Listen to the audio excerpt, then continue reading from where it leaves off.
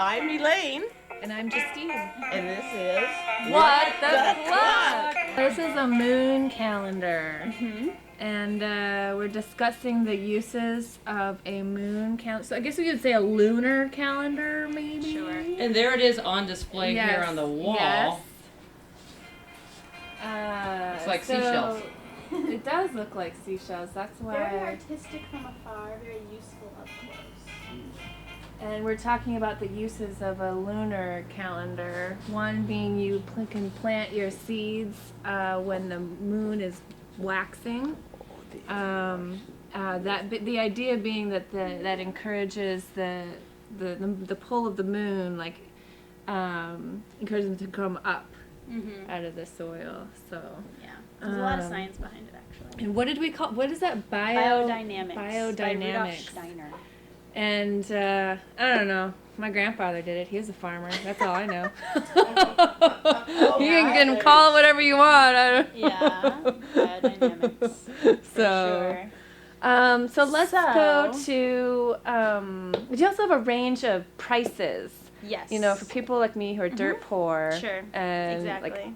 And then people like Elaine who are rich. Yes, who have won the lottery. Who won? You won the lottery. Did you hear that? That's why you speak English now. Yeah. Yeah, you're the only one of us that actually boarding school. You're international. That's why you speak English now. Yeah. Talking about millionaires. And talk about gifts really for don't chicken lovers, huh? Affordable gift would be cover crop. Oh, right here. Right over here. So, there are a million different kinds of cover crop. At the end of the love how you season, got this them is what we displayed. still have displayed. We just kind of took a lot down yesterday because it's getting late to plant. Exactly. But as far as bang for your buck, cover crop is extremely cheap. A pound of peas is $2.95. You can do that, and that pound is going to cover like 250 square feet. So what you can do for your chickens is you can buy small amounts of cover crop, and if you have an area, you can mix it all together. You can get some wheat, some rye, some triticale, some barley, some of the grains for them to eat, and then also some of the clover, peas, anything that they'll nibble on. And you plant it all, maybe a couple weeks ago, and what'll happen is it'll sprout A now. couple weeks ago. Well, you could do it now depending on the weather, but it's a little bit late. So you could roll the ground dice. is too wet. No, there's not enough light. There's just in the not day. enough light in the day. Yeah, I got some to sprout a week ago because we had really warm weather. It just depends on what the weather does. Okay. So, and then in the Bloody spring, Mary you'll have an that the automatic cockroach is pasture. making. And it'll encourage bugs. It'll improve your soil. And then when you let the chickens in there, they will totally go to town. They'll eat all of the grains. They'll have a ball scratching around. It'll attract a bunch of slugs. And there are some companies that actually have a chicken pasture mix. We have all the ingredients for it. We don't pre-mix it, but you can easily make your own, and we can show you how. Okay. So that is a very affordable and very fun thing to do for your chickens. As you know, when you when you let them into a new pasture, they're always excited. Dollar hide.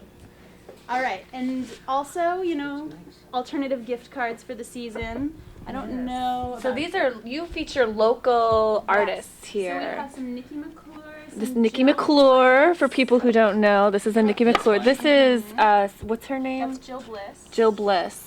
And So then we she's have- got this one too that she does. Oh, there's what is this really funny one? Some local artists. There are some that are vintage from like when the Victory Gardens were popular. Yes, we love Victory I love that. Gardens. Yes. Keep them flying. That's my most favorite. Yeah. And, That's he's a things like oh, that. That was when it Wonderful. was patriotic to have chickens. Yes, exactly. Yeah, and this is a local artist, I think, who just does it in that old-fashioned style, which is so attractive. Yes. So things That WPA style. Yeah. You didn't mind if the boy here has a little to drink, do you? as long as it's okay for him. You're the expert. Everything in Getting moderation. our child drunk on a Sunday morning. Just wait till his dad gets here. Sober him up before his dad Ooh, gets here. you know what? I'm a gearhead. Okay, that's good. I am. So I'm like totally checking out the. Oh, is that for the cover crop? Oh yeah. How much does that one run? Go for Justine! How much is that? That's So it's $18.95. 20 bucks. for you guys All, to 20 even- bucks all together, right? Yeah, just a little over 25 bucks, and you got a wonderful package. Yes, because chickens just love greens and things that Absolutely. sprout up. And, Does this depend? Is it just one size or? It's going to be able to deal with a bunch of different sizes of seed. It's meant to, it goes so fast that the Yeah. size of the seed doesn't matter so much. It's just Oh, going to okay. broadcast it out. Okay. But you do need to wash it out carefully after every use to make sure it doesn't get sticky and, Right. and clogged Oh, up. will it? Oh, in here. where Yeah, it just, can- clean it out with hot water and put it away. It's small enough you can get it into your sink. That would be perfect. Gosh, people, can you buy me anything here? Oh, Is this a spider. hand Or is it It's a a... note. printed?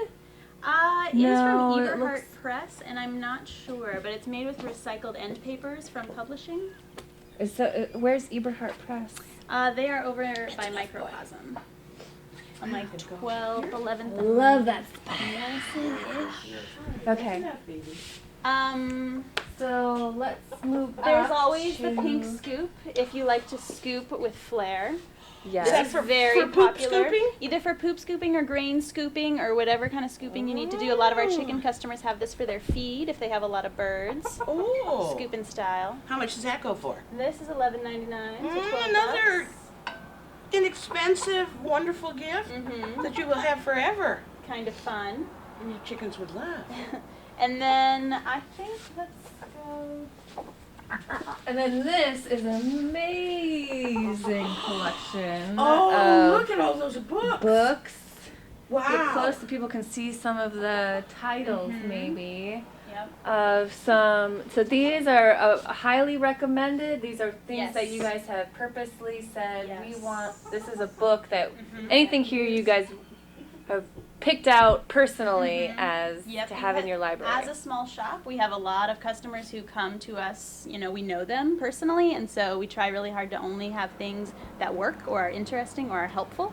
And so we do go through the books really thoroughly when we get them and either decide whether they're worth it or not. And we like to think that our library is fairly unique. It's fairly unique in that you probably won't find very many duds. Things are very helpful, and we can usually point you to something helpful. We have little mini book clubs as staff where we sit down for 20 minutes and read a book and then give a report so everyone has basically read it and can reference it. Okay, that's how we did it in college. Yeah, exactly. This would be the Bible I of agree. Pacific Northwest Oh. gardening. Yep. It has. Oh, from it's- Seattle Tilth. I Yes, love Seattle yes, Tilth.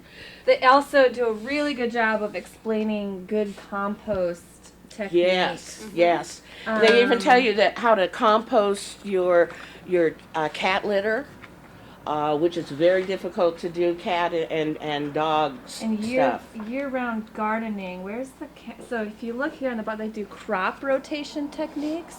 This is, I think, why I love the book. Is their discussion on crop rotation?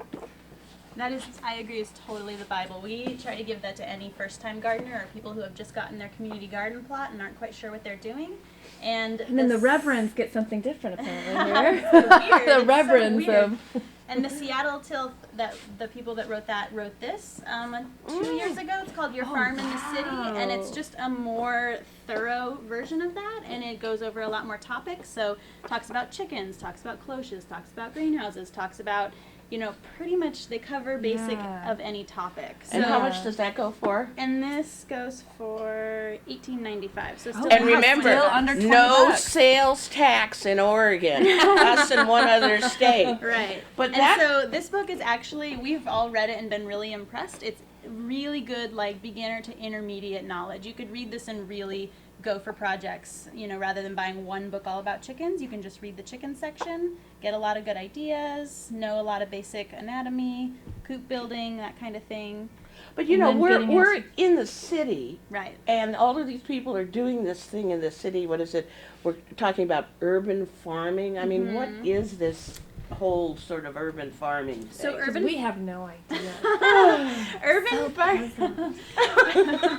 I'm sure you know nothing about it. Well, I do want to say, Yeah. when I went to college and people were talking about organic farming, Mm-hmm. and they showed me this garden. And I was like, what? This doesn't make, I was like, why is this so special? I was like, my grandma, for like, you know, her whole life has had a garden this big, you know, I mean, huge. And, and so they're like, oh, you don't use pesticides and stuff. And I was like, okay. The difference being is that they probably had to teach themselves how to do it, and your grandma was probably taught by someone else. Yes. People are very proud of themselves, which they should be if they have to teach themselves how to do it, because it is kind of complicated. Or if they go from conventional to organic, then it's even harder for them. 'Cause they're like reaching for the Roundup, and they're like, no, and it's hard for them to like, you know, change their ways even though they really want to. Yeah. Because the solutions are very different, and they're usually more on a like timeline, more of a long-term scale, and more of a holistic approach. So.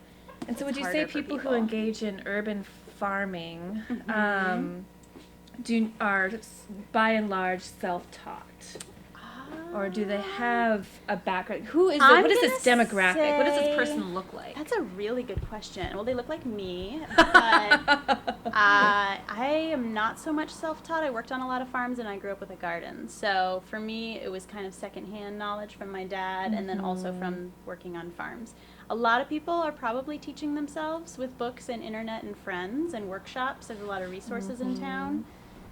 I don't know. I think most people are probably teaching themselves, or had a garden as a kid but know nothing about it and want it, so then have to teach themselves even though they technically might have a little bit of experience. Is urban farming political? Sure. Yeah, because you know, your neighbor might be your number one enemy. Extremely, it is. You know, it's considered alternative in a lot of places, and it can look messy depending on how you do it, and it's not that clean cut, you know, yard all the time. Exactly. Grass. So depending on what kind of a community you're in inner southeast over where you're at, it's probably normal. Probably a lot of people do like an urban garden or urban farm, but you know, elsewhere maybe not. If your yard looks messy in a suburban area of manicured yards, might be a political statement. Might be you're going to be different. Who let these fanatics